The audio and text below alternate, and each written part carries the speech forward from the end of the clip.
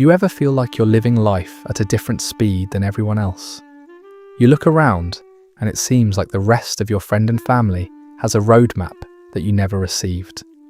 They're climbing ladders, checking off milestones, and settling into their lives with a certainty you just haven't found yet. You're left questioning if you're failing, or if you've somehow missed the point of it all. It's a quiet, persistent feeling that makes you question your direction. But what if I told you that this feeling isn't a sign of failure? What if it's actually a sign of something much deeper?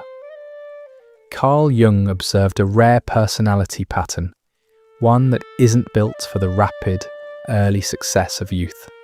These individuals don't peak early because they are not meant to fit into a pre-made role.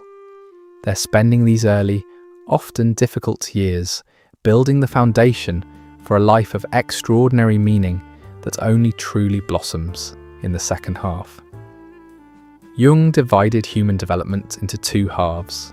The first half, the years from teenager through early adulthood, is concerned with the outer world, with building an identity, establishing a place in society, acquiring the things that culture tells us is a successful life.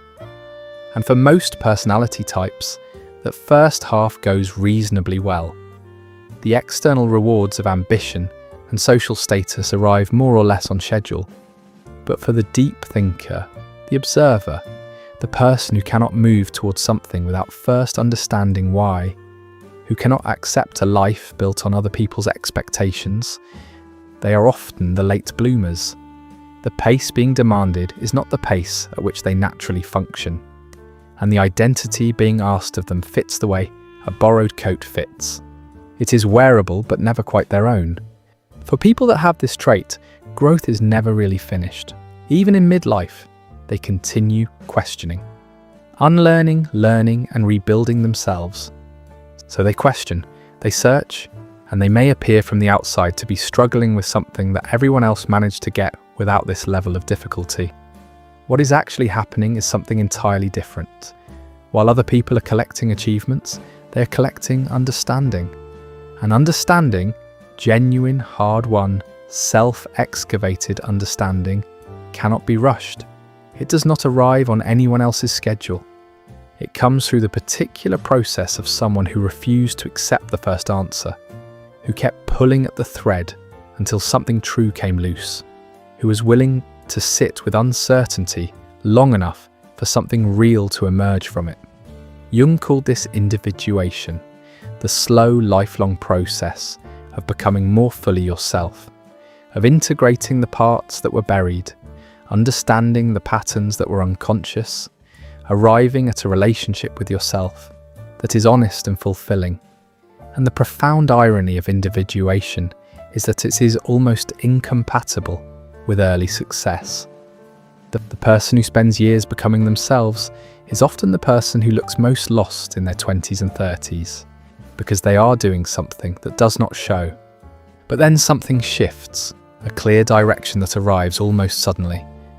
The understanding that accumulated quietly across years of searching begins to find its application.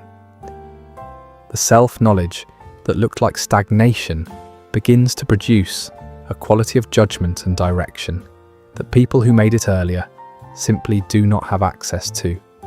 The questions that made early life so difficult become the very source of a depth that most people spend the second half of their lives desperately trying to find. What once looked like being behind quietly becomes the only kind of ahead that actually lasts. You are never behind. You are becoming something that simply takes longer to become. If this is your story, if you have spent years feeling behind, you are not alone. There are more people living this timeline than the world ever acknowledges. Comment and like so more people can find this message. And if someone in your life needs to hear this today, send it to them. Sometimes the most powerful thing we can do for someone is show them they are not behind. They are just becoming.